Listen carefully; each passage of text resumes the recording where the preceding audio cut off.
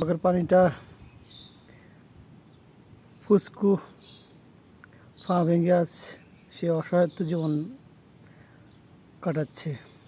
রুমে রাখছি, কালকে বাইর হই নাই, আজকে বাইর হইতে চাইছিল, এই জন্য বাইর করে দিছি। এখন আঙ্গুর গাছের নিচে আসি বসে আছে। এখন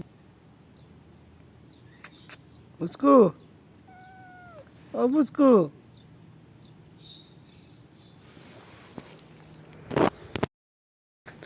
ওইদিকে নতুন অতিথি আসছে পাখি, প্রায় 15 জন।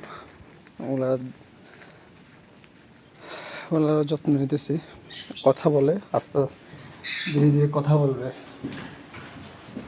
এটা কথা বলে একটু একটু মিঠু মিঠু বলে, এটা এখনো বলে না। আর এটাও বলে, কথা একটু একটু বলে। দেখা যাক কি হয়।